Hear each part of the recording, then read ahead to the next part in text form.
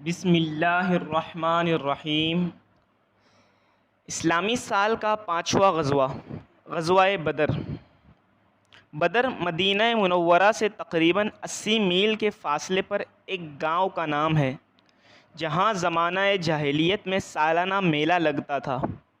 یہاں ایک کنواں بھی تھا جس کے مالک کا نام بدر تھا۔ اسی کے نام پر اس جگہ کا نام بدر رکھ دیا گیا۔ اسی مقام پر جنگ بدر کا عظیم معرکہ ہوا، جس میں کفار قریش اور مسلمانوں کے درمیان سخت خون ریزی ہوئی۔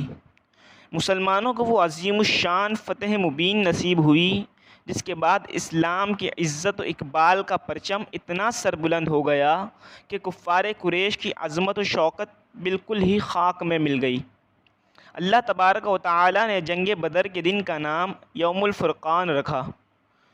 قرآن کریم کی سورہ انفال میں تفصیل کے ساتھ اور دوسری صورتوں میں اجمالاً بار بار اس معرکے کا ذکر فرمایا، اور اس جنگ میں مسلمانوں کی فتح مبین کے بارے میں احسان جتاتے ہوئے اللہ تبارک و تعالی نے قرآن مجید میں ارشاد فرمایا، وَلَقَدْ نَصَرَكُمُ اللَّهُ بِبَدْرٍ وَأَنْتُمْ أَذِلَّةٌ، اور یقیناً اللہ تبارک و تعالی نے تم لوگوں کی مدد فرمائی بدر میں، جبکہ تم لوگ کمزور اور بے سر و ساماں تھے۔ فَاتَّقُوا اللَّهَ لَعَلَّكُمْ تَشْكُرُونَ، تو تم لوگ اللہ سے ڈرتے رہو تاکہ تم لوگ شکر گزار ہو جاؤ۔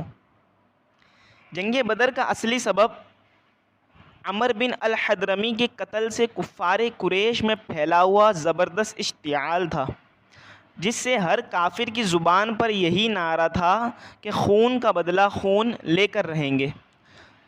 مگر بالکل ناگہاں یہ صورت پیش آ گئی کہ کفار قریش کا وہ قافلہ جس کی تلاش میں حضور صلی اللہ علیہ وسلم مقام ذی العشیرہ تک تشریف لے گئے تھے، مگر وہ قافلہ ہاتھ نہیں آیا تھا۔ بالکل اچانک مدینہ منورہ میں خبر ملی کہ اب وہی قافلہ ملک شام سے لوٹ کر مکہ مکرمہ جانے والا ہے، اور یہ بھی پتہ چل گیا کہ اس قافلے میں ابو سفیان بن حرب، مخرمہ بن نوفل اور عمرو بن العاص وغیرہ کل 30 یا 40 آدمی ہیں۔ کفار قریش کا مال تجارت جو اس قافلے میں ہے وہ بہت زیادہ ہے۔ حضور صلی اللہ علیہ وسلم نے اپنے اصحاب سے فرمایا کہ کفار قریش کی ٹولیاں لوٹ مار کی نیت سے مدینے کے اطراف میں برابر گشت لگاتی رہتی ہے، اور قرظ بن جابر فہری مدینے کی چراگاہوں تک آ کر غارت گری اور ڈاکہ زنی کر گیا ہے۔ لہذا کیوں نہ ہم بھی کفار قریش کے اس قافلے پر حملہ کر کے اس کو لوٹ لیں، تاکہ کفار قریش کی شامی تجارت بند ہو جائے اور وہ مجبور ہو کر ہم سے صلح کر لیں۔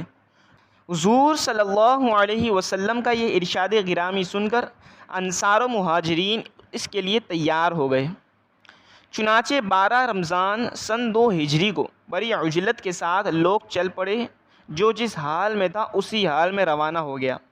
اس لشکر میں حضور صلی اللہ علیہ وسلم کے ساتھ نہ زیادہ ہتھیار تھے، نہ فوجی راشن کی کوئی بڑی مقدار تھی، کیونکہ کسی کو گمان بھی نہ تھا کہ اس سفر میں کوئی جنگ ہوگی۔ مگر جب مکہ مکرمہ میں خبر پھیلی کہ مسلمان مسلح ہو کر کفار قریش کا قافلہ لوٹنے کے لیے مدینۃ المنورہ سے چل پڑے ہیں، تو مکہ میں ایک جوش پھیل گیا، اور ایک دم کفار قریش کی فوج کا دل مسلمانوں پر حملہ کرنے کے لیے تیار ہو گیا۔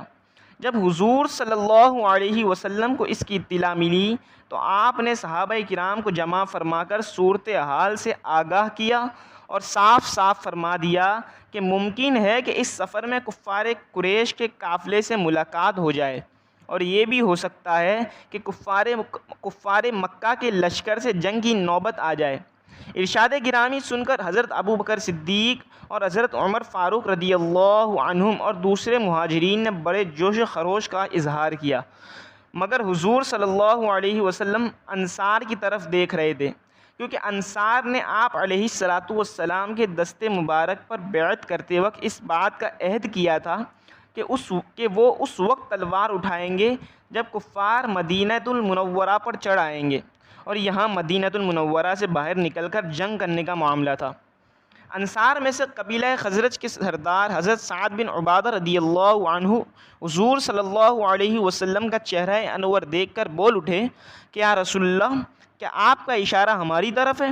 خدا کی قسم ہم وہ جاں نثار ہیں، اگر آپ کا حکم ہو تو ہم سمندر میں کود پڑیں۔ اسی طرح انصار کے ایک معزز سردار حضرت مقداد بن اسود رضی اللہ عنہ جوش میں آ کر عرض کیا، یا رسول اللہ، ہم حضرت موسیٰ علیہ السلام کی قوم کی طرح یہ نہیں کہیں گے کہ آپ اور آپ کا خدا جا کر لڑیں، بلکہ ہم لوگ آپ کے دائیں سے، آپ کے بائیں سے، آگے سے، پیچھے سے لڑیں گے۔ انصار کے ان دونوں سرداروں کی تقریر سن کر حضور صلی اللہ علیہ وسلم کا چہرہ خوشی سے چمک اٹھا۔ مدینہ منورہ سے 1 میل چل کر حضور صلی اللہ علیہ وسلم نے اپنے لشکر کا جائزہ لیا تو جو لوگ کم عمر تھے ان کو واپس کر دینے کا حکم دیا، کیونکہ جنگ کے پرخطر موقع پر بھلا بچوں کا کیا کام۔ مگر انہی بچوں میں حضرت سعد بن ابی وقاص رضی اللہ عنہ کے چھوٹے بھائی حضرت عمیر بن ابی وقاص رضی اللہ عنہ تھے۔ جب ان سے واپس ہونے کا کہا گیا تو وہ مچل گئے اور پھوٹ پھوٹ کر رونے لگے اور کسی طرح واپس ہونے پر تیار نہ ہوئے۔ ان کی بے قراری اور گریہ زاری دیکھ کر رحمت عالم صلی اللہ علیہ وسلم کا قلب نازک متاثر ہو گیا اور آپ علیہ الصلاۃ والسلام نے ان کو ساتھ چلنے کی اجازت دے دی۔ چنانچہ حضرت سعد بن ابی وقاص رضی اللہ عنہ نے اس ننھے سپاہی کے گلے میں ایک تلوار لٹکا دی۔ مدینہ المنورہ سے روانہ ہونے کے وقت نمازوں کے لیے حضرت ابن مکتوم رضی اللہ تعالی عنہ کو آپ علیہ الصلاۃ والسلام نے مسجد نبوی کا امام مقرر فرمایا۔ ان انتظامات کے بعد حضور صلی اللہ علیہ وسلم بدر کی جانب چل پڑے، جدھر سے کفار مکہ کے آنے کی خبر تھی۔ اب کل فوج کی تعداد 313 تھی، جن میں 60 مہاجر اور باقی انصار تھے۔ منزل بمنزل سفر فرماتے ہوئے جب آپ مقام صفرا میں پہنچے تو 2 آدمیوں کو جاسوسی کے لیے روانہ فرمایا تاکہ وہ قافلے کا پتہ چلائے کہ وہ کدھر ہے اور کہاں تک پہنچا ہے۔ ادھر کفار قریش کے جاسوس بھی اپنا کام بہت مستعدی سے کر رہے تھے۔ جب آپ علیہ الصلاۃ والسلام مدینہ المنورہ سے روانہ ہوئے تو ابو سفیان کو اس کی خبر مل گئی۔ اس نے فوراً ہی دمدم بن عمرو غفاری کو مکہ المکرمہ بھیجا کہ وہ قریش کو اس کی خبر کر دے تاکہ وہ اپنے قافلے کی حفاظت کا انتظام کرے، اور خود راستہ بدل کر قافلے کو سمندر کی جانب لے کر روانہ ہو گیا۔ ابو سفیان کا قاصد دمدم بن عمرو غفاری جب مکہ المکرمہ پہنچا تو اس وقت کے دستور کے مطابق جب کوئی خوفناک خبر سنانی ہوتی تو خبر سنانے والا اپنے کپڑے پھاڑ کر اور اونٹ کی پیٹھ پر کھڑا ہو کر چلا چلا کر خبر سنایا کرتا تھا۔ دمدم بن عمرو غفاری نے اپنا کرتا پھاڑا اور اونٹ کی پیٹھ پر کھڑے ہو کر زور زور سے چلانے لگا کہ اے اہل مکہ، تمہارا سارا مال تجارت ابو سفیان کے قافلے میں ہے، اور مسلمانوں نے اس قافلے کا راستہ روک کر قافلے کو لوٹ لینے کا عزم کر لیا ہے، لہذا جلدی کرو اور بہت جلد اپنے اس قافلے کو بچانے کے لیے ہتھیار لے کر کود پڑو۔ جب مکہ المکرمہ میں ایک خوفناک خبر پہنچی تو اس قدر ہلچل مچ گئی کہ مکے کا سارا امن و سکون غارت ہو گیا۔ تمام قبائل قریش اپنے گھروں سے نکل پڑے۔ سرداران مکہ میں سے صرف ابو لہب اپنی بیماری کی وجہ سے نہیں نکلا، اس کے سوا تمام رؤسائے قریش پوری طرح مسلح ہو کر نکل پڑے۔ اور چونکہ مقام نخلا کا واقعہ بالکل ہی تازہ تھا، جس میں عمر بن الخدرمی مسلمانوں کے ہاتھوں سے مارا گیا تھا اور اس کے قافلے کو مسلمانوں نے لوٹ لیا تھا، اس لیے کفار قریش جوش انتقام میں آپے سے باہر ہو رہے تھے۔ 1000 کا لشکر جرار، جس کا ہر سپاہی پوری طرح مسلح، دوہرے ہتھیار، فوج کی خوراک کا یہ انتظام تھا کہ قریش کے مالدار لوگ یعنی عباس بن عبد المطلب، عتبہ بن ربیعہ، حارث بن عامر، نضر بن الحارث، ابو جہل، امیہ وغیرہ باری باری سے روزانہ 10 اونٹ ذبح کرتے تھے اور پورے لشکر کو کھلاتے تھے۔ عتبہ بن ربیعہ جو قریش کا سب سے بڑا رئیس اعظم تھا، اس پورے لشکر کا سپہ سالار تھا۔ ابو سفیان جب عام راستے سے مڑ کر ساحل سمندر کے راستے پر چل پڑا اور خطرے کے مقامات سے بہت دور پہنچ گیا اور اس کو اپنی حفاظت کا پورا اطمینان ہو گیا، تو اس نے قریش کو ایک تیز رفتار قاصد کے ذریعے خط بھیج دیا کہ تم لوگ اپنے مال اور آدمیوں کو بچانے کے لیے اپنے گھروں سے ہتھیار لے کر نکل پڑے تھے، اب تم لوگ اپنے اپنے گھروں کو واپس لوٹ جاؤ، کیونکہ ہم لوگ مسلمانوں کی یلغار اور لوٹ مار سے بچ گئے ہیں اور جان و مال کی سلامتی کے ساتھ اب مکۃ المکرمہ پہنچ رہے ہیں۔ ابو سفیان کا یہ خط کفار مکہ کو اس وقت ملا جب وہ مقام جحفہ میں تھے۔ خط پڑھ کر قبیلہ بنو زہرہ اور قبیلہ بنو عدی کے سرداروں نے کہا اب مسلمانوں سے لڑنے کی کوئی ضرورت نہیں ہے، لہذا ہم لوگوں کو واپس لوٹ جانا چاہیے۔ یہ سن کر ابو جہل بگڑ گیا اور کہنے لگا کہ ہم خدا کی قسم اسی شان کے ساتھ بدر تک جائیں گے، وہاں اونٹ ذبح کریں گے، خوب کھائیں گے کھلائیں گے، شراب پئیں گے، ناچ رنگ کی محفلیں جمائیں گے، تاکہ تمام قبائل عرب پر ہماری عظمت اور شوکت کا سکہ بیٹھ جائے اور وہ ہمیشہ ہم سے ڈرتے رہے۔ کفار قریش نے ابو جہل کی رائے پر عمل کیا، لیکن بنو زہرہ اور بنو عدی کے دونوں قبائل واپس لوٹ گئے۔ ان دونوں قبیلوں کے سوا باقی کفار قریش کے تمام قبائل جنگ بدر میں شامل ہوئے۔ کفار قریش چونکہ مسلمانوں سے پہلے بدر میں پہنچ گئے تھے، اس لیے مناسب جگہوں پر ان لوگوں نے اپنا قبضہ جما لیا تھا۔ آپ علیہ الصلاۃ والسلام جب بدر کے قریب پہنچے تو شام کے وقت حضرت علی، حضرت زبیر، حضرت سعد بن ابی وقاص رضی اللہ عنہم کو بدر کی طرف بھیجا تاکہ یہ لوگ کفار قریش کے بارے میں خبر لائے۔ ان حضرات نے قریش کے 2 غلاموں کو پکڑ لیا جو لشکر کفار کے لیے پانی بھرنے پر مقرر تھے۔ حضور صلی اللہ علیہ وسلم نے ان دونوں غلاموں سے دریافت فرمایا کہ بتاؤ اس قریشی فوج میں قریش کے سرداروں میں سے کون کون ہے؟ تو دونوں غلاموں نے بتایا کہ عتبہ بن ربیعہ، شیبہ بن ربیعہ، ابو النجتری، حکیم بن حزام، نوفل بن حویلد، حارث بن عامر، ندر بن الحارث، زمعہ بن الاسود، ابو جہل بن ہشام، امیہ بن خلف، سہیل بن عمر بن عبدود، عباس بن عبد المطلب وغیرہ سب اس لشکر میں موجود ہے۔ یہ فہرست سن کر آپ علیہ الصلاۃ والسلام اپنے اصحاب کی طرف متوجہ ہوئے اور فرمایا کہ مسلمانوں سن لو، مکہ نے اپنے جگر کے ٹکڑوں کو تمہاری طرف ڈال دیا ہے۔ حضور صلی اللہ علیہ وسلم نے جب بدر میں نزول فرمایا تو ایسی جگہ پڑاؤ ڈالا کہ جہاں نہ کوئی کنواں تھا نہ چشمہ، اور وہاں کی زمین اتنی ریتلی تھی کہ گھوڑوں کے پاؤں زمین میں دھنستے تھے۔ یہ دیکھ کر حضرت حباب بن منذر رضی اللہ عنہ نے عرض کیا، یا رسول اللہ، آپ نے پڑاؤ کے لیے جس جگہ کو منتخب فرمایا ہے یہ وحی کی روح سے ہے یا فوجی تدبیر؟ آپ علیہ السلام نے فرمایا کہ اس کے بارے میں کوئی وحی نہیں اتری۔ حضرت حباب بن منذر رضی اللہ عنہ نے کہا کہ پھر میری رائے میں جنگی تدابیر کی روح سے بہتر یہ ہے کہ ہم کچھ آگے بڑھ کر پانی کے چشموں پر قبضہ کر لیں تاکہ کفار جن کنوؤں پر قابض ہے وہ بیکار ہو جائے، کیونکہ انہی چشموں سے ان کے کنوؤں میں پانی جاتا ہے۔ حضور صلی اللہ علیہ وسلم نے ان کی رائے کو پسند فرمایا اور اسی پر عمل کیا گیا۔ خدا کی شان کہ بارش بھی ہو گئی جس سے میدان کے گرد اور ریت جم گئی، جس پر مسلمانوں کے لیے چلنا پھرنا آسان ہو گیا، اور کفار کی زمین پر کیچڑ ہو گئی جس سے ان کو چلنے پھرنے میں دشواری ہو گئی۔ 17 رمضان سن 2 ہجری جمعے کی رات تھی۔ تمام فوج تو آرام و چین کی نیند سو رہی تھی، مگر ایک سرور کائنات کی ذات تھی جو ساری رات اللہ تبارک و تعالیٰ سے لو لگائے دعا میں مصروف تھی۔ صبح نمودار ہوئی تو آپ نے لوگوں کو نماز کے لیے بیدار فرمایا، پھر نماز کے بعد قرآن کی آیت جہاد سنا کر ایسا لرزہ خیز اور ولولہ انگیز وعظ فرمایا کہ مجاہدین اسلام کی رگوں کے خون کا قطرہ قطرہ جوش و خروش کا سمندر بن کر طوفانی موجیں مارنے لگا اور لوگ میدان جنگ کے لیے تیار ہونے لگے۔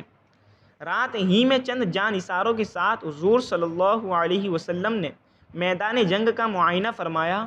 اس وقت دست مبارک میں ایک چھڑی تھی، آپ اسی چھڑی سے زمین پر لکیر بناتے تھے اور یہ فرماتے جاتے تھے کہ یہ فلاں کافر کے قتل ہونے کی جگہ ہے اور کل یہاں فلاں کافر کی لاش پڑی ہوئی ملے گی۔ چنانچہ ایسا ہی ہوا کہ آپ نے جس جگہ جس کافر کی قتل گاہ بتائی تھی اس کافر کی لاش ٹھیک اسی جگہ پائی گئی۔ ان میں سے کسی ایک نے لکیر سے بال برابر بھی تجاوز نہیں کیا۔ کفار قریش لڑنے کے لیے بیتاب تھے، مگر ان لوگوں میں کچھ سلجھے دل و دماغ کے لوگ بھی تھے جو خون ریزی کو پسند نہیں کرتے تھے۔ چنانچہ حکیم بن حزام جو بعد میں مسلمان ہوئے بہت ہی سنجیدہ اور نرم خو تھے۔ انہوں نے اپنے لشکر کے سپہ سالار عتبہ بن ربیعہ سے کہا کہ آخر اس خون ریزی سے کیا فائدہ؟ میں آپ کو ایک نہایت ہی مخلصانہ مشورہ دیتا ہوں، وہ یہ ہے کہ قریش کا جو کچھ مطالبہ ہے وہ عمرو بن الحضرمی کا خون ہے اور وہ آپ کا حلیف ہے۔ آپ اس کا خون بہا ادا کر دیجئے، اس طرح یہ لڑائی ٹل جائے گی اور آج کا دن آپ کی تاریخ زندگی میں آپ کی نیک نامی کی یادگار بن جائے گا کہ آپ کے تدبر سے ایک بہت ہی خوفناک اور خون ریز لڑائی ٹل گئی۔ عتبہ بذات خود بہت ہی مدبر اور نیک نفس آدمی تھا۔ اس نے بخوشی اس مخلصانہ مشورے کو قبول کر لیا، مگر اس معاملے میں ابو جہل کی منظوری بھی ضروری تھی۔ چنانچہ حکیم بن حزام جب عتبہ بن ربیعہ کا یہ پیغام لے کر ابو جہل کے پاس گئے تو ابو جہل کی رگِ جہالت بھڑک اٹھی اور اس نے ایک خون کھولا دینے والا طعنہ مار اور کہا کہ ہاں میں خوب سمجھتا ہوں کہ عتبہ کی ہمت نے جواب دے دیا ہے، چونکہ اس کا بیٹا حذیفہ مسلمان ہو کر اسلامی لشکر کے ساتھ آیا ہے، اس لیے وہ جنگ سے چیز چراتا ہے تاکہ اس کے بیٹے پر آنچ نہ آ جائے۔ پھر ابو جہل نے اسی پر بس نہیں کیا بلکہ عمرو بن الحضرمی مقتول کے بھائی عامر بن الحضرمی کو بلا کر کہا کہ دیکھو تمہارے بھائی عمرو بن الحضرمی کے خون کا بدلہ لینے کی ساری اسکیم تہس نہس ہو جا رہی ہے، کیونکہ ہمارے لشکر کا سپہ سالار عتبہ بزدلی ظاہر کر رہا ہے۔ یہ سنتے ہی عامر بن الحضرمی نے عرب کے دستور کے مطابق اپنے کپڑے پھاڑ ڈالے اور اپنے سر پر ڈھول ڈالتے ہوئے واہ عمرہ کا نعرہ مارنا شروع کر دیا۔ اس کارروائی نے کفار قریش کی تمام فوج میں آگ لگا دی اور سارا لشکر خون کا بدلہ خون کے نعروں سے گونجنے لگا اور ہر سپاہی جوش میں آپے سے باہر ہو کر جنگ کے لیے بیتاب و بے قرار ہو گیا۔ عتبہ نے جب ابو جہل کا طعنہ سنا تو وہ بھی غصے میں بھر گیا اور کہا کہ ابو جہل سے کہہ دو کہ میدان جنگ بتائے گا کہ کون بزدل ہے۔ یہ کہہ کر لوہے کی ٹوپی طلب کی، مگر اس کا سر اتنا بڑا تھا کہ کوئی ٹوپی اس کے سر پر ٹھیک نہیں بیٹھی، تو مجبوراً اس نے اپنے سر پر کپڑا لپیٹا اور ہتھیار پہن کر جنگ کے لیے تیار ہو گیا۔ جنگ کی ابتدا اس طرح ہوئی کہ سب سے پہلے عامر بن الحضرمی جو اپنے مقتول بھائی عمرو بن الحضرمی کے خون کا بدلہ لینے کے لیے بے قرار تھا، جنگ کے لیے آگے بڑھا۔ اس کے مقابلے کے لیے حضرت عمر رضی اللہ تعالی عنہ کے غلام میدان میں نکلے اور لڑتے ہوئے شہادت سے سرفراز ہو گئے۔ پھر حضرت حارثہ بن سراقہ انصاری رضی اللہ عنہ ہوش سے پانی پی رہے تھے، ان کو کفار کا ایک تیر لگا اور وہ شہید ہو گئے۔ اسی طرح انصار کے دو ننھے سپاہی حضرت معاذ اور حضرت معوذ رضی اللہ عنہم نے ابو جہل کو واصل جہنم کیا۔ جنگ بدر میں اللہ تبارک و تعالی نے مسلمانوں کی مدد کے لیے آسمان سے فرشتوں کا لشکر اتار دیا تھا۔ پہلے 1000 فرشتے آئے، پھر 3000 ہو گئے، اس کے بعد 5000 ہو گئے۔ جب خوب گھمسان کا رن پڑا تو فرشتے کسی کو نظر نہیں آتے تھے، مگر ان کی حرب و ضرب کے اثرات صاف نظر آتے تھے۔ بعض کافروں کی ناک اور منہ پر کوڑوں کی مار کا نشان پایا جاتا تھا، کہیں بغیر تلوار مارے سر کٹ کر گرتا نظر آتا تھا۔ یہ آسمان سے آنے والے فرشتوں کی فوج کے کارنامے تھے۔ جنگ بدر میں کل 14 مسلمان شہادت سے سرفراز ہوئے، جن میں سے 6 مہاجر اور 8 انصار تھے۔ فتح کے بعد 3 دن تک حضور صلی اللہ علیہ وسلم نے بدر میں قیام فرمایا، پھر تمام اموال غنیمت اور کفار قیدیوں کو ساتھ لے کر روانہ ہوئے۔ جب وادی صفرا میں پہنچے تو اموال غنیمت مجاہدین کے درمیان تقسیم فرمایا۔ حضور صلی اللہ علیہ وسلم نے فتح کے بعد حضرت زید بن حارثہ رضی اللہ عنہ کو فتح مبین کی خوشخبری سنانے کے لیے مدینہ بھیج دیا تھا۔ چنانچہ حضرت زید بن حارثہ رضی اللہ عنہ یہ خوشخبری لے کر جب مدینۃ المنورہ پہنچے تو تمام اہل مدینہ جوش و مسرت کے ساتھ حضور صلی اللہ علیہ وسلم کی آمد کے انتظار میں بے قرار رہنے لگے، اور جب تشریف آوری کی خبر پہنچی تو اہل مدینہ نے آگے بڑھ کر مقام روحہ میں آپ کا پرجوش استقبال کیا۔ تو سامعین کرام، یہ تھا غزوہ بدر کا ایک عظیم الشان معرکہ۔ اگر آپ کو یہ ویڈیو اچھی لگی تو کامنٹس میں حوصلہ افزائی ضرور کیجیے گا، اور ویڈیو کو لائک